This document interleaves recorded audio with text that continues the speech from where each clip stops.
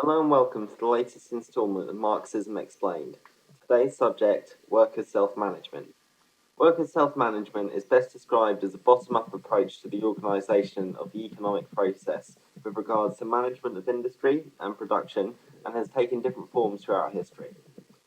In the underlying idea of the Marxist sense is that the creation of socialism should develop from the grassroots, with workers seizing control of the means of production and guiding a transition from profit-driven capitalism to socialism under the slogan, from each according to his ability to each according to his needs.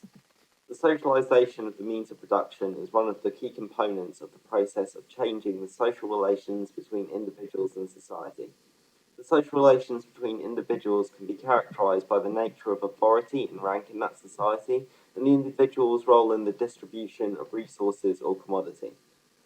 Under different social economic systems, different classes have a position on the ladder of rank and corresponding authority, as well as a dependence on the actions of other classes. However, with the working class, we see a class which has developed the ability to exist independently. Under capitalism, the bourgeois or capitalist class is dependent on the labour power of the proletarian or working class, but exploits the fact that the working class has no means of production of its own, and therefore must sell that labour power to the capitalist class. However, with the socialisation of the means of production into the control and direction of the working class, the capitalist class's ability to exploit the labour power of the workers is dissolved, which is the first step in the creation of a classless society. So, what distinguishes bourgeois management and workers' self management of the economy? Under bourgeois management, the economy is geared towards the benefit of the bourgeois class and the protection and expansion of their interests, which, under capitalism, is profit or surplus value. The so-called chain of command, therefore, is top-down, with the bourgeois class, the CEOs and the investors at the top, a series of managers and bosses below them, and the workers at the bottom. Coordination and development of day-to-day protocols is often expressed through a bureaucracy of some sort, which can be extremely rigid at times.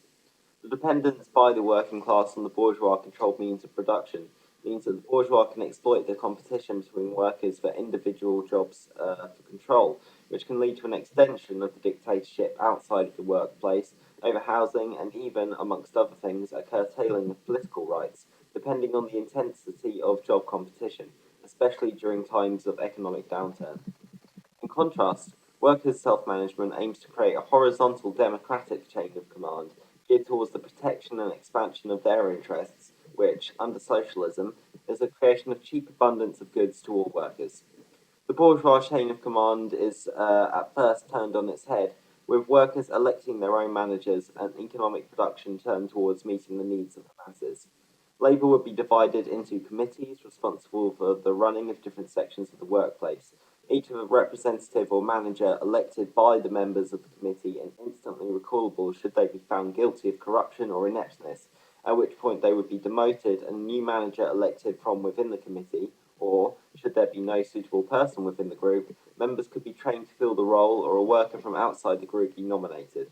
This means that the managers are accountable to the workers and depend on their support in order to hold on to their position and any material privileges that they may gain from it.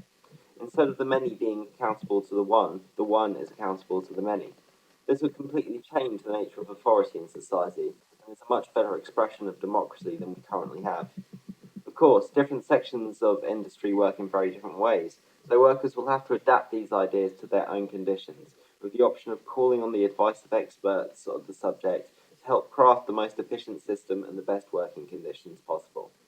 These systems should be refined through critical analysis sessions, in which workers would discuss what measures were successful and which failed, drawing from their experiences and introducing new ideas. Independent bodies should exist to ensure that the workplace is safe, efficient, hygienic, and that workers' needs are met and are healthy. In the context of Marxism and anarchism, workers' self-management is introduced with a view towards replacing the monetary system with a socialist system of economic distribution, in which material rewards are given on the basis of quantity of labour rather than of capital. For example, workers who volunteer for more dangerous jobs should have to work less hours for their basic supplies of commodity and be rewarded more for working longer hours than they may need. Rewards could take many different forms and assign different values. And this is just an example, and it's something that should be crafted by the workers themselves, but in a later video I'll explore some alternatives to the monetary system. There are several examples of workers' self-management that have applied in history, and many of these were crushed early, like the Paris Commune, anarchist Catalonia, and the independent Soviets before the rise of Stalin. Often formed in power vacuums, they were conquered or had to abandon democracy due to historical circumstances. The glimpses we've had, though, are intriguing and definitely worthy of investigation, and I'll be going into those in more depth as I do my Soldiers of the Five Continents series. What history has clearly shown us, though, is that there are some benefits.